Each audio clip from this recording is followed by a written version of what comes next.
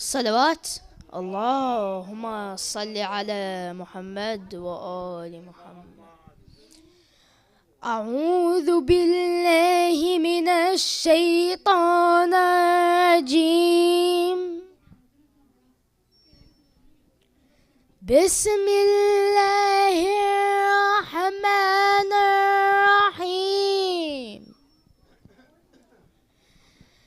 تبت يدا أبي لهب وتب، ما أغنى عنه ماله وما كسب، سيصلى نارا ذات لهب، وامرأته حمالة الحطب، في جيدها حبل من مسد. صدق الله العلي العظيم. أفلح من صلى على محمد وآل محمد.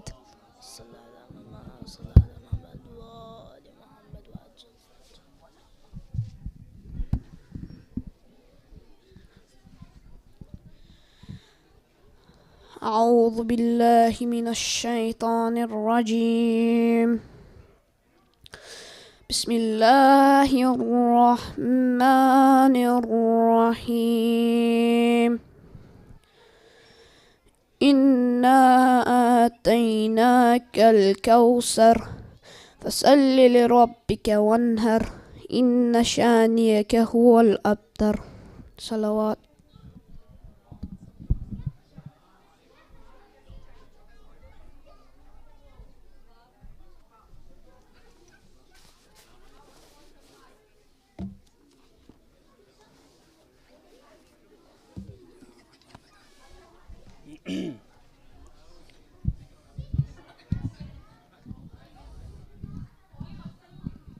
أفضل الأعمال الصلاة على محمد وآل محمد. اللهم صل على محمد وآل محمد وعجل فرجهم والعن أعداءهم. أعوذ بالله من الشيطان الرجيم. بسم الله الرحمن الرحيم.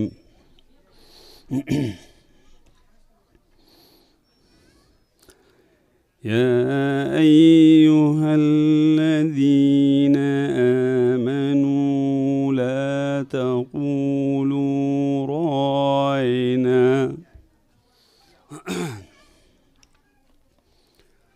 وقولوا انظرنا واسمعوا وللكافرين عذاب أليم. ما يود الذين كفروا من أهل الكتاب ولا المشركين أن ينزل عليكم من خير من ربكم، والله يختص برحمته من يشاء، والله ذو الفضل العظيم. ما ننسخ من آية أو ننسها نأتي بخير منها أو مثلها. ألم تعلم أن الله على كل شيء قدير؟ ألم تعلم أن الله له ملك السماوات والأرض وما لكم من دون الله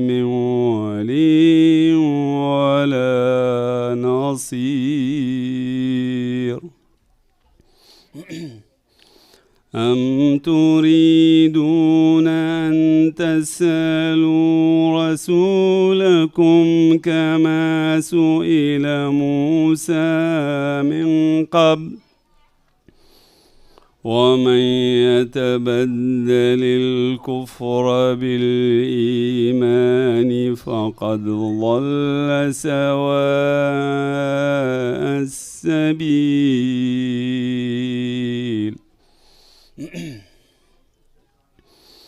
ود كثير من أهل الكتاب لو يردونكم من بعد إيمانكم كفارا حسدا من عند أنفسهم من بعد ما تبين لهم الحق فاعفوا واصفحوا حتى يأتي الله بأمره إن الله على كل شيء قدير صدق الله العلي العظيم صلوات اللهم صل على محمد وآل محمد وعجل فرجهم ولعن أعداءهم जब आए तब ना हम तो बुलाने जा रहे हैं our young children, Sunday school children are going to perform and they would like to see all the elders in the hall here. They have worked very hard on it. Everyone please come inside. This is the way you will encourage them. Please come inside. Children, Zeba, शुरू करें तो आ जाएंगे.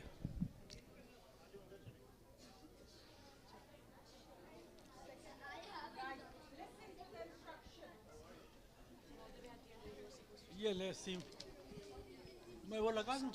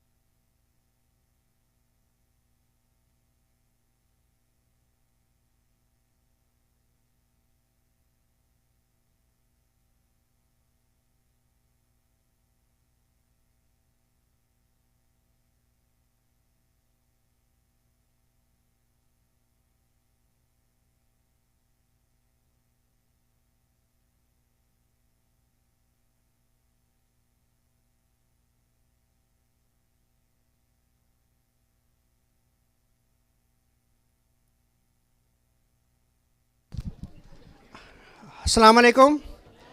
We have a car blocking the road.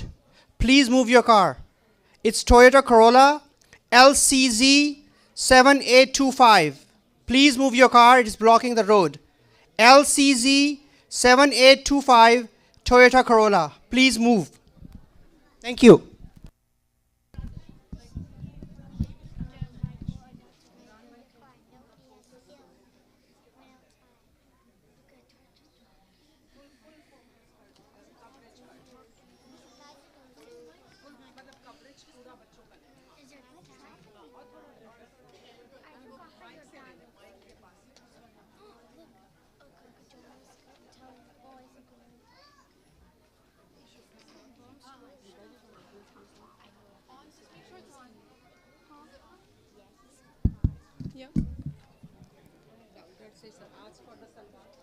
Salawat.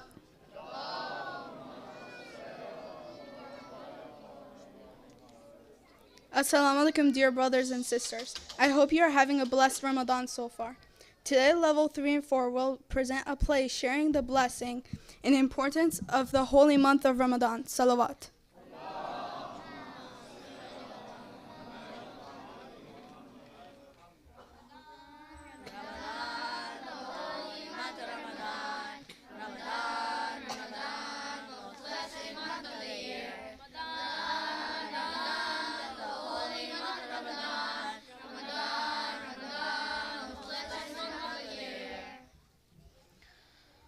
During this month, we gain closeness to Allah by performing salah and recitation of the Quran. Salah is the simplest, deepest, and most beautiful way of speaking and connecting with Allah. That's why we say, hasten to prayers, hasten to the success, hasten to the best deed. According to a hadith from our Masumeen, whoever recites an ayat from the Quran in Ramadan will receive a similar reward as the one who recites the entire Quran in other months.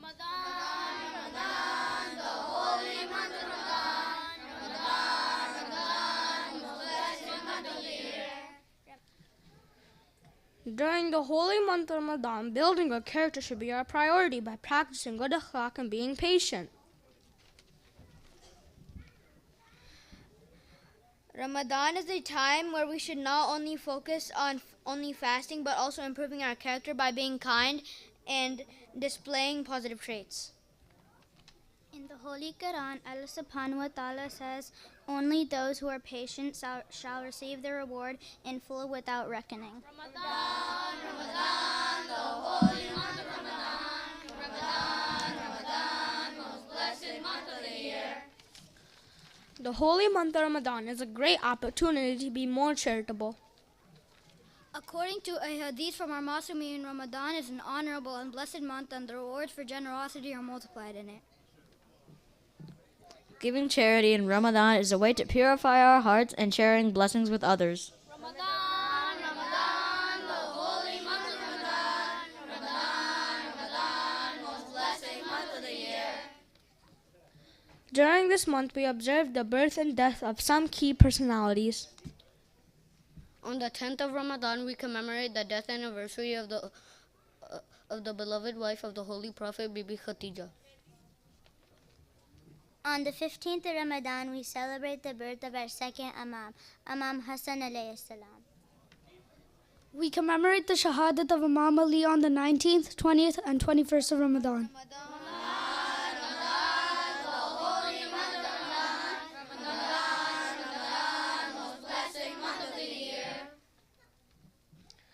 The holy month of Ramadan is recognized by the night of Dhikr, Laylatul Qadr.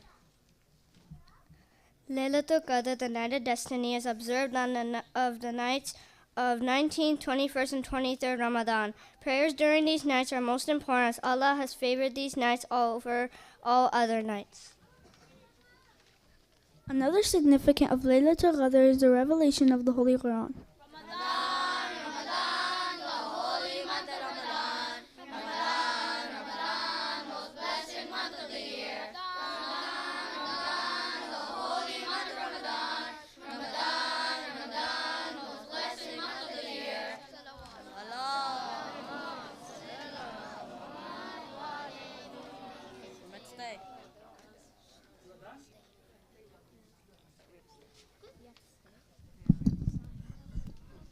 Let's make dua for these our young children, and also let's congratulate them by reciting a very loud Nara Salawat. Allahumma salli ala Muhammad wa alim. You all did an outstanding job, mashallah. Thank you very much.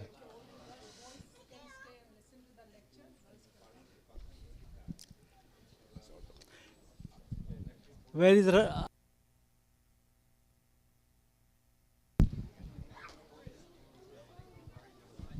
Sallu ala Muhammad wa ali Muhammad.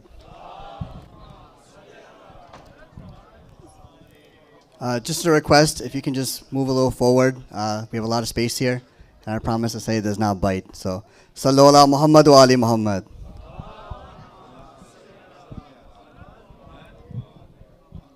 Please join me in welcoming.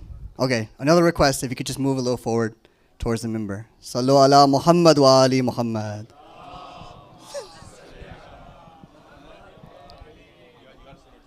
Ah, yeah.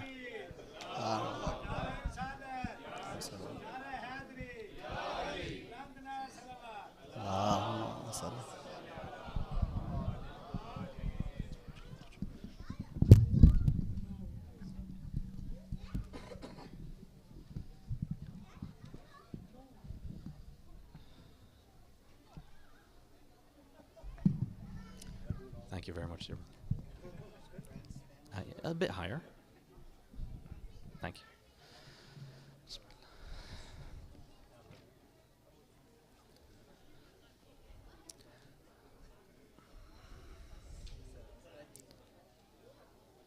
بسم الله الرحمن الرحيم. الحمد لله رب العالمين. وصلى الله على سيدنا ونبينا وحبيب قلوبنا أبي القاسم المصطفى محمد.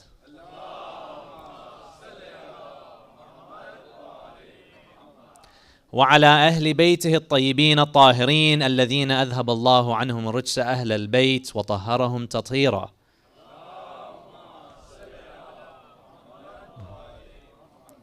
أما بعد، فقد قال الله تعالى في كتابه الكريم: بسم الله الرحمن الرحيم، إنا نحن نزلنا الذكر وإنا له لحافظون. صدق الله العلي العظيم. اللهم صل على محمد وعلى.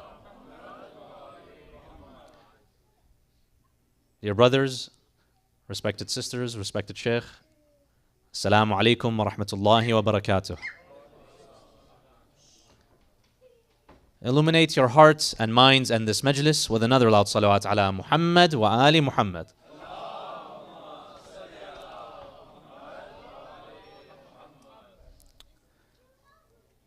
Once, an American professor walked inside a bookstore. This professor, she was doing research within the field of biblical studies. She was presenting research on the old and ancient manuscripts of the Bible. Now, of course, if you're familiar with the field of biblical studies, you'll know that the earliest texts of the Bible, the New Testament, the earliest possible texts that are found in Hebrew are actually translations of ones that are Greek, which were translated from Hebrew. So the actual original texts are not available to us. We have translations of some of the earliest texts that appeared at least a century and a half after Jesus.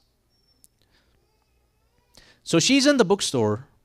She wants to find some new content to work with, to do further research on her presentation. Now the bookkeeper, the owner of the bookstore, he was Muslim. He looked at her, he said, I see you're looking at all these Bibles and all these various works within biblical studies. Would you be interested in reading a copy of the Quran? This is on the house.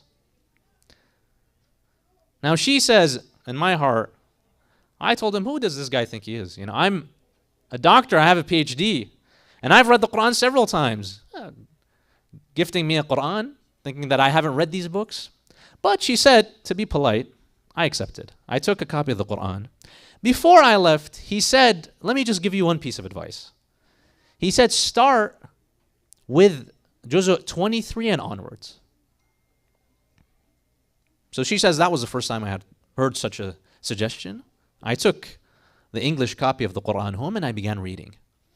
But she says this time was a bit different than the rest. This time, I started really connecting with the Holy Quran. And I started noticing discrepancies between the Holy Quran and the various other literature that I would read, the Old Testament and the New Testament. And she said, I noticed the character of the prophets within the Holy Quran is different. And she said, I noticed that the language of God and His mercy is different within the Holy Quran. So she says, I spent the next 2 months inside my house. I did not leave once. I ordered more books on Islam. I started reading and reading and reading until she says 2 months later, I left the masjid for the first time. I left my house for the first time and I went towards the masjid. I asked if there's a local sheikh available.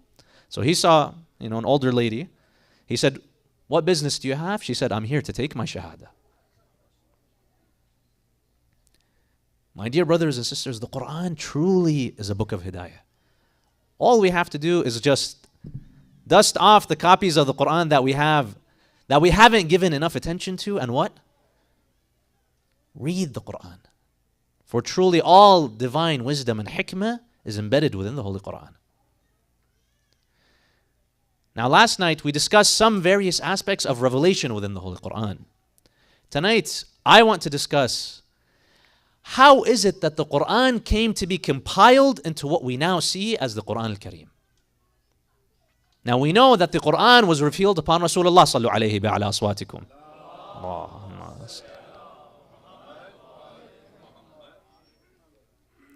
However, at the time of Rasulullah,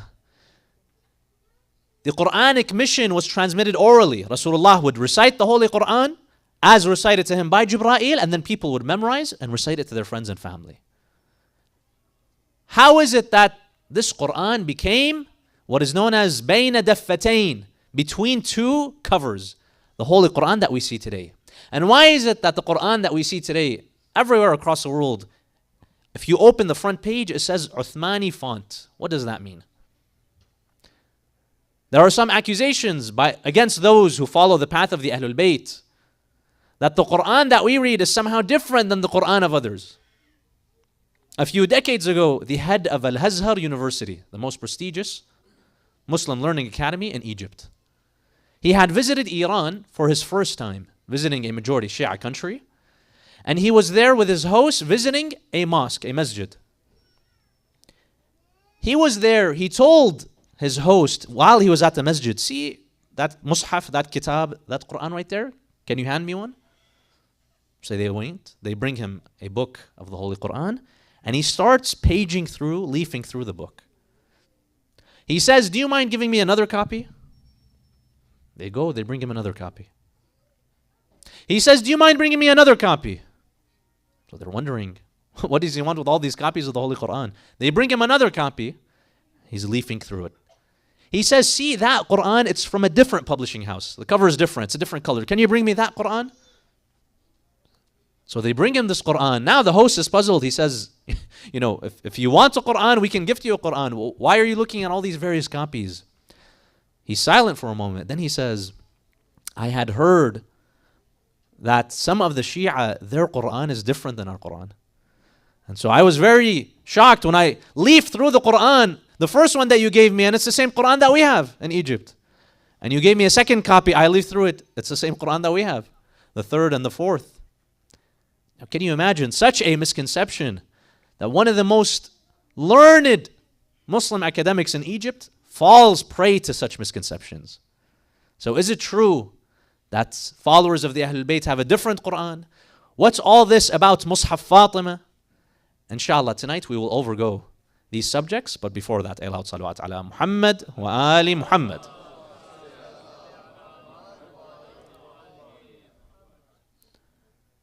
First, we have to look at the actual content and the words of the Holy Quran.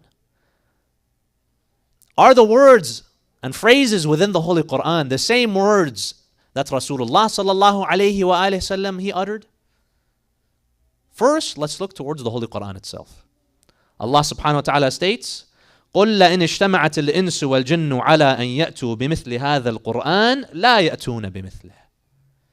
If all humankind and all jinn, they had gathered so that what?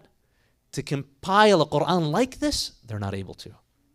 This is a challenge from the days of Rasulullah to this day, that human beings with all their creativity, with all the resources, with even ChatGPT, were not able to what? Come up with something even remotely similar towards the Holy Quran. Thus, you find the eloquence within the Holy Quran can only be traced to what? Divine origin. In another verse, Allah Azza wa Jal states, وَإِن كُنْتُمْ فِي رَيْبٍ مِّمَّا نَزَّلْنَا عَلَىٰ عَبْدِنَا فَأْتُوا بِصُورَةٍ مِّن مِّثْلِهِ. Allah is challenging the disbelievers. If you have worries, concerns about the source of the Risala of Muhammad, where did he get this message? Then just come up with a surah, one chapter like him.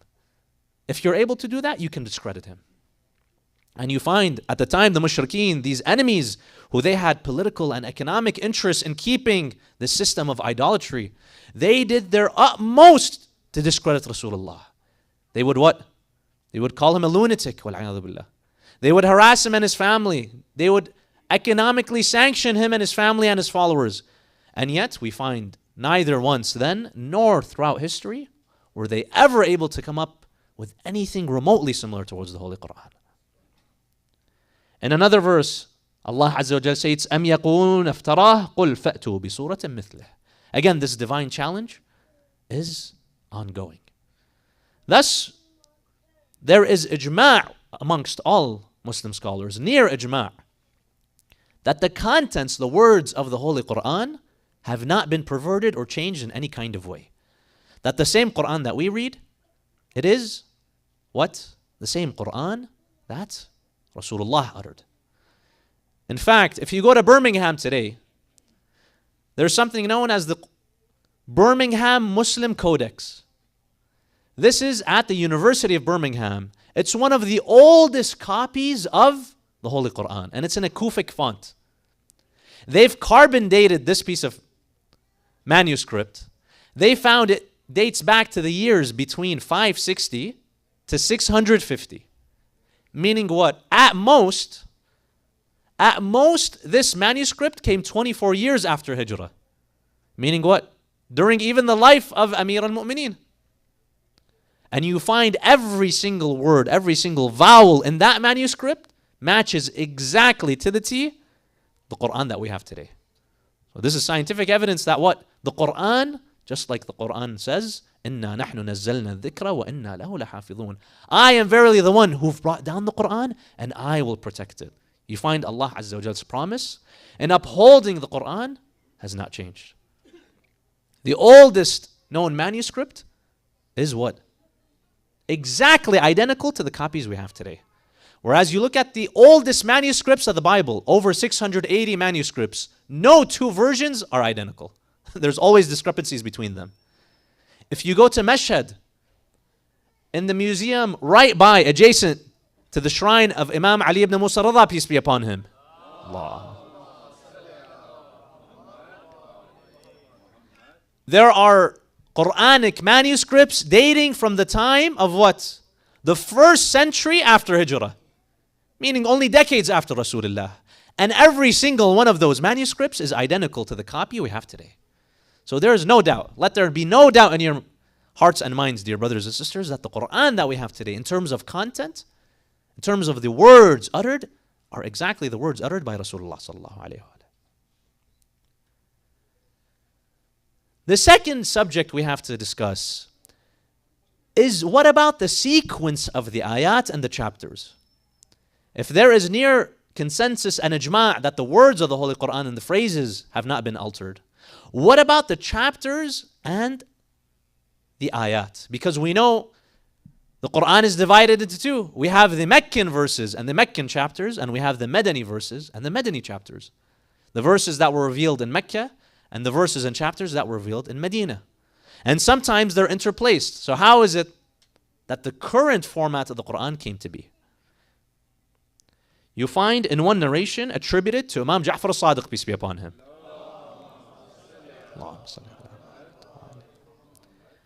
عن الصادق عليه السلام كان يعرف انقضاء الصورة بنزول بسم الله الرحمن الرحيم لابتداء الأخرى.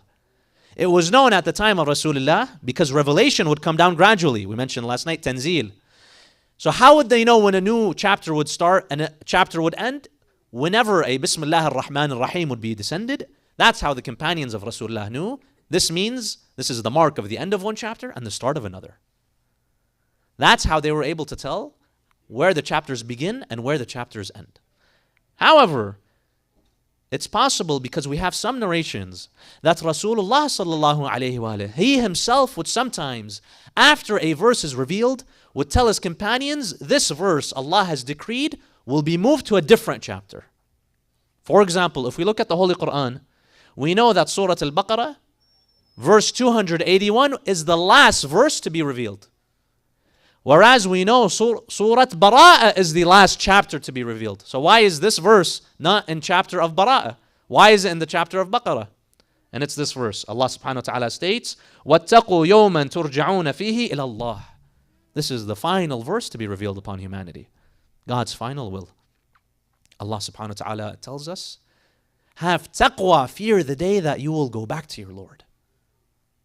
This is the final injunction of the Holy Quran. ثُمَّ تَوَفَّى كُلُّ نَفْسٍ مِمَّا كَسَبَتْ وَهُمْ لَا يُظْلَمُونَ.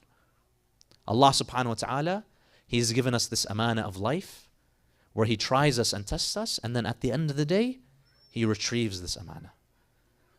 And then Allah subhanahu wa ta'ala states, that day of reckoning, no one will be oppressed. Whatever a'mal we carry in our hands, that's how Allah is going to judge us. So we have to be careful, dear brothers and sisters. What are the a'mal and what is our legacy going forward into the akhirah?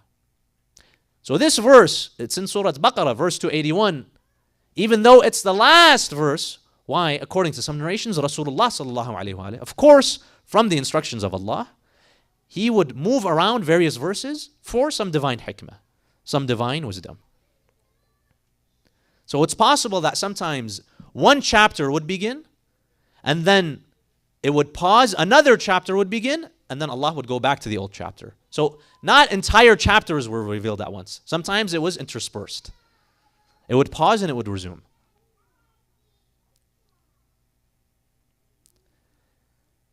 And thirdly, dear brothers and sisters, this is the important question. At the time of the demise of Rasulullah sallallahu alayhi wa alayhi, was there a book, a mushaf that you could turn to and call this the Holy Quran, or no? Scholars have two opinions. The vast majority of scholars believe no. At the time of the departure of Rasulullah, by the end of Rasulullah's life, there was no one book you can turn to that was called the Holy Quran.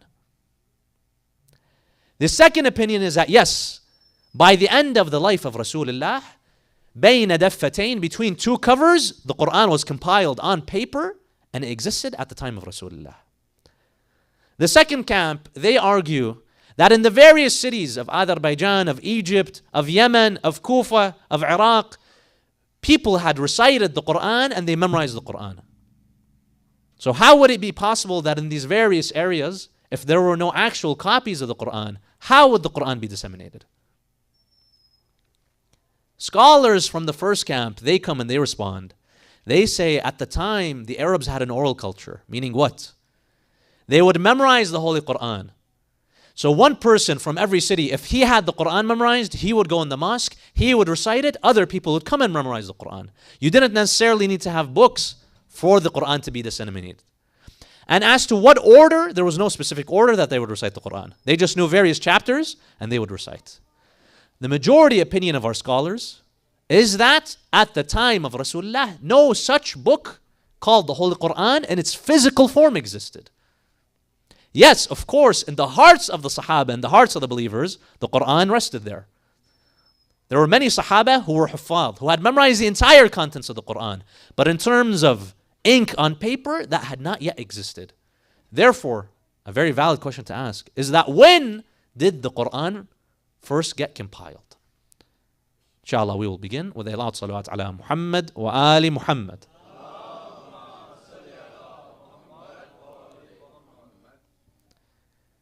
According to the ijma' of all Muslims, you can find this within the tafasir of the Ahlul Bayt and within the tafasir of other sects, such as Tafsir al-Qurtubi. The first individual to have a fully written, compiled version of the Holy Quran was Amir al-Mu'mineen, salamullahi alayhi.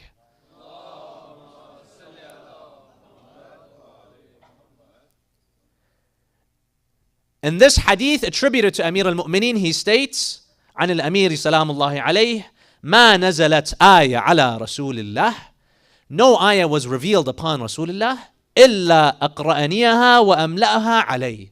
Except that later he would go and he would recite it upon me and he would tell me, Ya Ali, write this down. This is what? During the time of Rasulullah.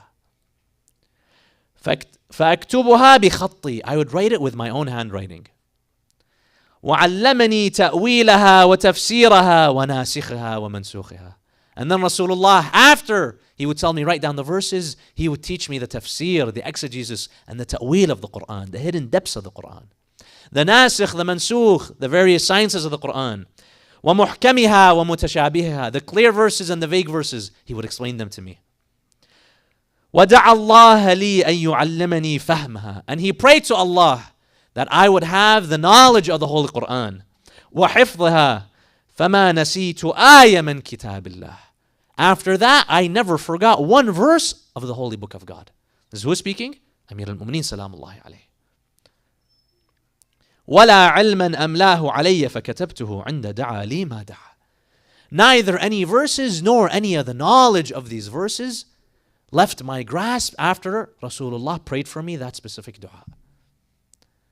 Therefore, during the life of Rasulullah, before even the departure of Rasulullah, Amir al-Mu'mineen, he had what? He had the task given to him by Rasulullah of writing down the Holy Quran. And in various narrations, we have narrations from the Ahlul Bayt describing how the Quran of Amir al-Mu'mineen was. Apparently, it was within the Kufic font. And there are in Mashhad today, you can go visit that same library. Adjacent to the shrine of Imam Rida, there are manuscripts attributed to the handwriting of Amir al-Mu'mineen. It's said that the version of Amir al-Mu'mineen was not like the version that we have today. Not in contents, but rather in the sequence of chapters. The chapters are not organized like how we have them today, Surah Al-Fatiha, Surah Al-Baqarah. Rather, the chapters in the book of Amir al-Mu'mineen were historic, based upon when the chapters were revealed. So, although the contents might be similar, the sequence of the chapters are different. And of course, there's some divine hikmah as to why the book of Amir al-Mu'mineen would be that way. So why is it the case that if Amir al-Mu'mineen was the first to compile the Holy Quran, and he had a certain sequence, why is that not the sequence that we have today? Well, according to the hadith, Amir al-Mu'mineen, after the departure of Rasulullah, when some of the other companions, they were busy what? Arguing over power and politics and who gets a seat at the table. He was busy doing ghusl of the blessed body of Rasulullah.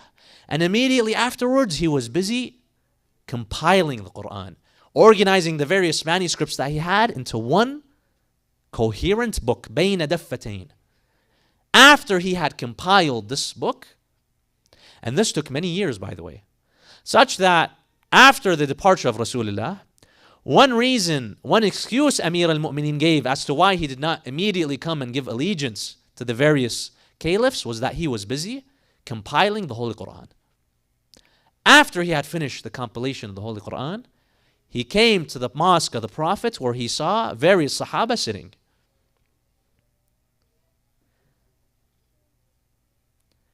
He looks at the various Sahaba. The first caliph was sitting there. Abu Bakr, Umar ibn al-Khattab was sitting, and various other Sahaba. He looks at them and he addresses them with the following words. He says, إِنِّي لَمْ أَزِلْ مُنذُ قَبْضِ رَسُولِ اللَّهِ. I have not done anything other since the departure of Rasulullah بِغَسْلِهِ وَتَجْهِيزِهِ ثُمَّ بِالْقُرْآنِ. I was busy taking care of the body of Rasulullah. Then, immediately afterwards, I was busy compiling the Quran. حَتَّى جَمَعْتُهُ كُلُّهُ فِي هَذَا الثَّوْبِ. He lifts his hands and he says, I was busy until I compiled the entire Quran in this one book. And he offered them the book.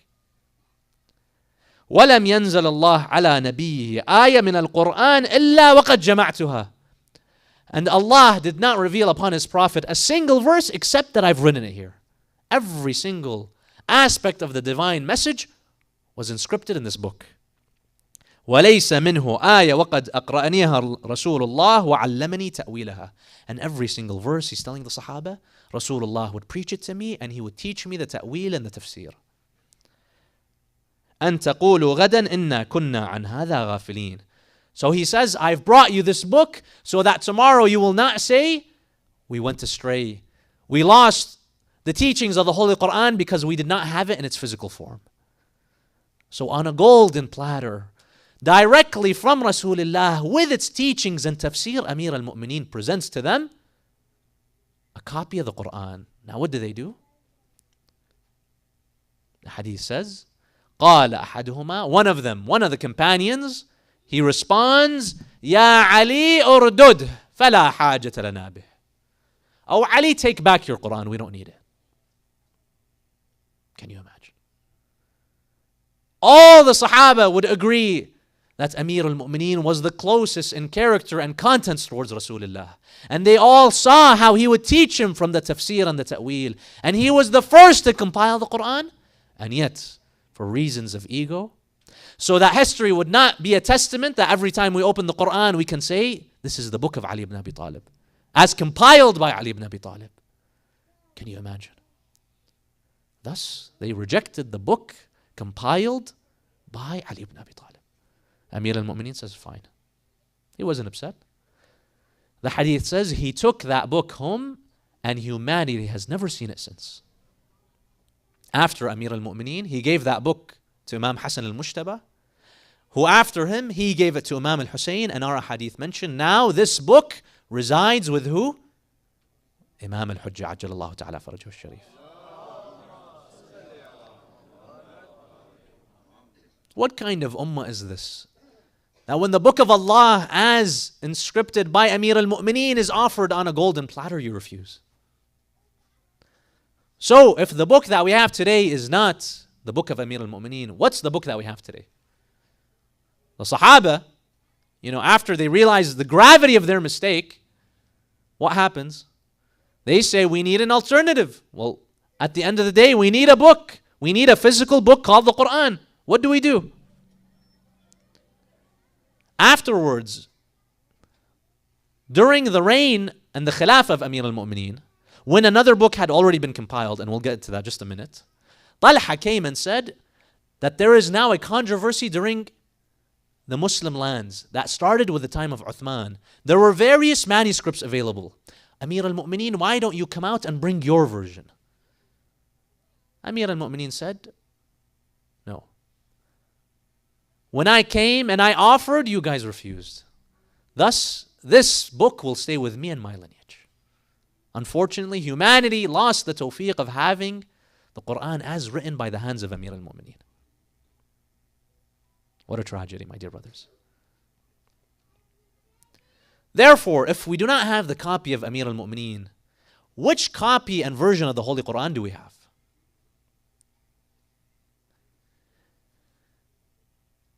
During the reign of the first caliph, Abu Bakr, Umar ibn al-Khattab, he came to him. He said, look, we refused the version by who?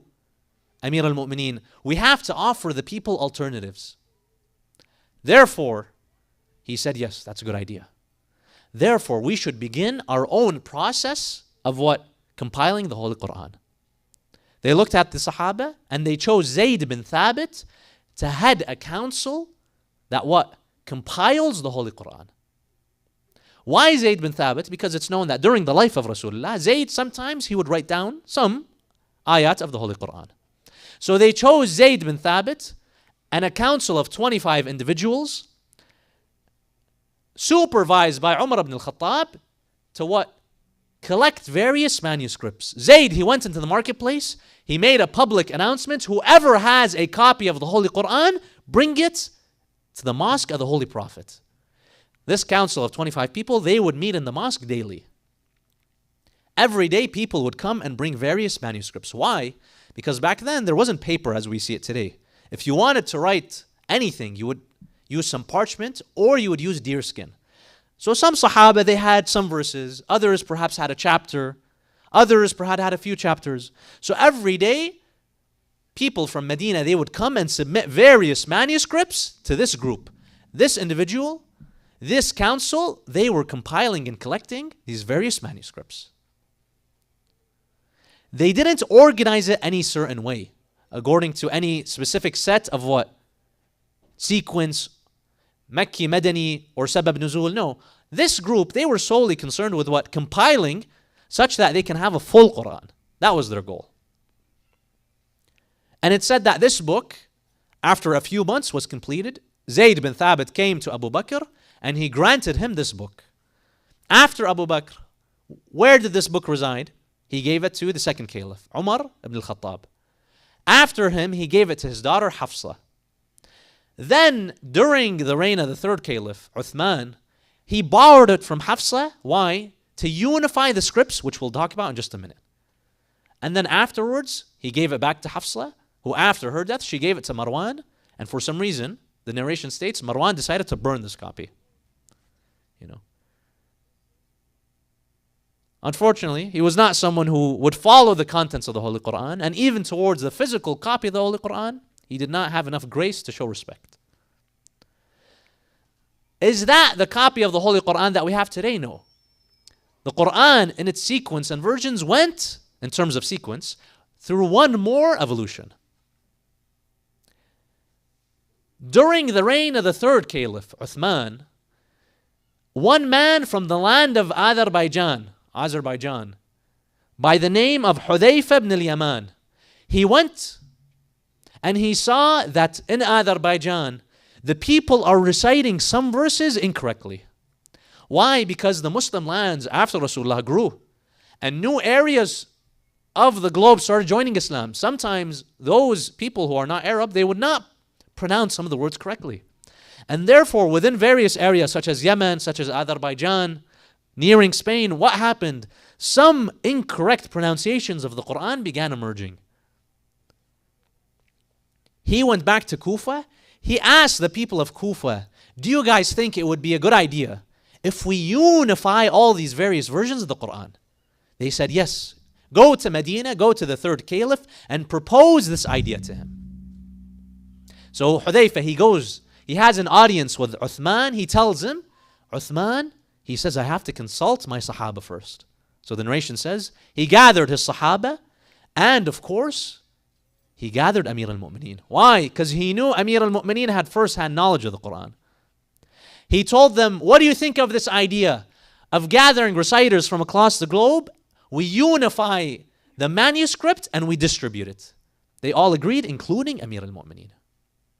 Now, why is it that Amir al-Mu'mineen, he agreed, even though he had his own version? Because he knew, even if he was to offer his at this point, they would still reject. And by the way, like I said, the sequence is the key difference between the version of Amir al-Mu'mineen and the version we have today. Otherwise, one hadith attributed to Imam Ja'far al-Sadiq, peace be upon him, states that a companion came to him and said one day, Ya ibn Rasulullah, we know that one mandatory aspect of prayer is what? Reciting Quran. And we know that the version of the Quran we have today, many decades later at the time of Imam Sadiq, is not the version that your grandfather had written and that rests with you. Therefore, if we're pronouncing things incorrectly, our prayer will be invalid. Imam Ja'far al-Sadiq, he looks at him and he says, اقرأ كما يقرأ الناس. Read the same way people are reading. Meaning what? This Quran, if you read it in your prayers, is valid. Meaning that we can still read this Quran and it still has validity. So yes, the sequence might be different, but the Quran that we have today is still the Holy Quran. Back to Uthman. So Uthman, after he consulted this council of his Sahaba, he decides, let us unify the copies of the Holy Quran.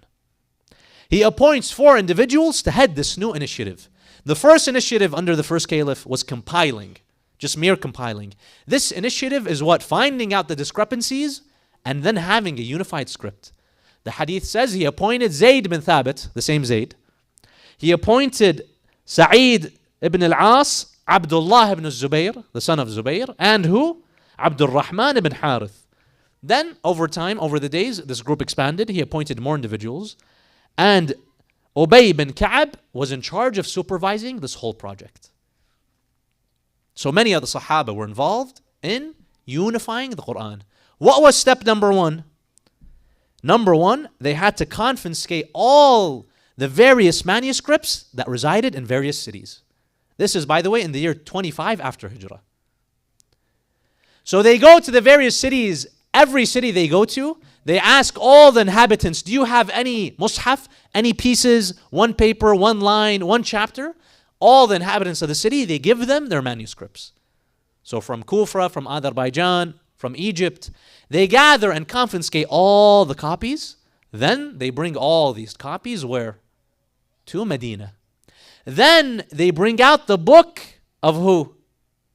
Of Hafsa, that she had borrowed from her father, from Abu Bakr. Uthman borrows it from her. They compare the various manuscripts to this book. All the ones that are identical, they keep. The ones that there are discrepancies within, they put aside. Sometimes one harakah, sometimes one vowel, one letter was different, they put those to the side.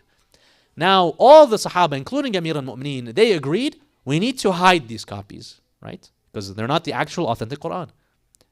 But the Caliph, he took it one step further, and this was not sanctioned. He went and he burned all these copies. Well, this is not accurate. This is not correct. Why?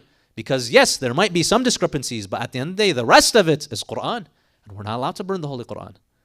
But the idea is, they isolated the discrepancies and they kept those manuscripts that are the similar. And then third, he ordered a bunch of scribes in Medina to start copying. They took that one unified version, now called the Uthmani version. Why? Because it was compiled under the leadership of the third caliph. They took that and they started making copies. Whenever a full copy was sent, they would send it to a city, display it inside the mosque, and then people would come inside the mosque, and that's how they had a universal Quran. Thus, my dear brothers and sisters, the Quran that we have today is the product of several evolutions. First, you had the compilation during the time of the first caliph. Then you had what? Discrepancies emerging because the Muslim land is growing. There are people who don't have a native Arab tongue. That's where the third caliph, under the approval of Amir al-Mu'mineen, they authorized the confiscation of various mushaf. They unified the mushaf and then they spread it throughout the Muslim lands. And it said that in the year 50 after Hijrah, 25 years later, Abu Aswad ad-Du'ali, a scholar of the Arabic language and of grammar, who by the way was the student of Amir al-Mu'mineen, he came and he was the first to add dots towards the Holy Quran. And after that, after the year 50, it can be said that the Quran that we have today became in its complete form. Yes, the Quran at the time of Rasulullah existed in the hearts of the believers, and that never changed. The only evolution that happened was the various stages of progress that the writing of the Quran happened. But unfortunately, the copy of Amir al-Mu'mineen was never given to us. Our narrations indicate that there is also a book called Mushaf Fatima. What is Mushaf Fatima? Is it a book that we have that's different than the Holy Quran? No. Just like how Amir al-Mu'mineen, he began writing the Quran at the time of Rasulullah, there's a narration that says Mushaf Fatima is when Lady Zahra, peace be upon her, during the life of Rasulullah, whenever she would hear a verse, she would write it down. And then she would ask her father for the tafsir and the ta'wil of this verse. She would also write that down. This book, after her martyrdom, was with who? With Amir al-Mu'mineen. The Sahaba, they knew if they were to accept the book of Amir al-Mu'mineen, and he had access to the knowledge of Rasulullah and to the knowledge in the book of Mushaf Fatima, the book that has not only the verses but the tafsir of the verses where Allah talks about the munafiqun, the verses where Allah subhanahu wa ta'ala speaks about the virtues of the Ahlul Bayt. They knew if they allowed Amir al-Mu'mineen to bring that out, that would be the end of their power. Thus, unfortunately, they decided to reject the book of Amir al-Mu'mineen. But the book that we have today, as mentioned by the narration of Imam al-Sadiq, is still considered a Quran. It's still, in essence, although not in sequence, the same Quran as recited by Rasulullah sallallahu alayhi wa ala aswatikum.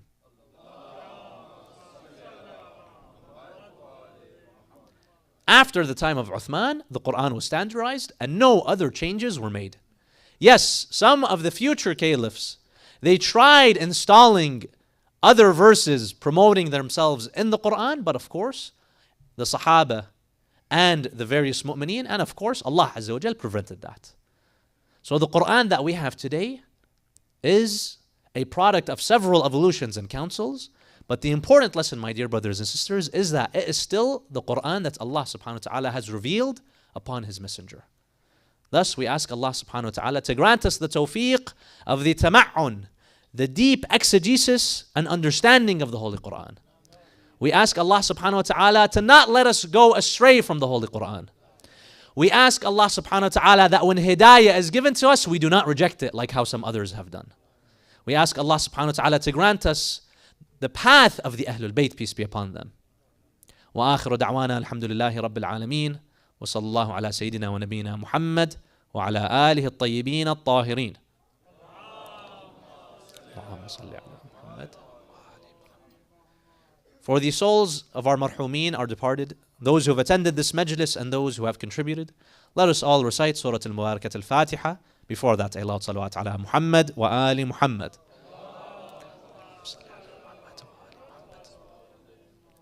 بسم الله الرحمن الرحيم الحمد لله رب العالمين الرحمن الرحيم مالك يوم الدين إياك نعبد وإياك نستعين اهدنا الصراط المستقيم صراط الذين أنعمت عليهم غير المغضوب عليهم ولا الضالين صدق الله العلي العظيم. Excellent, Syed. Thank you.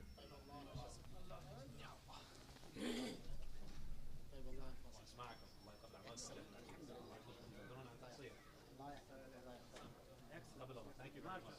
Allah bless you.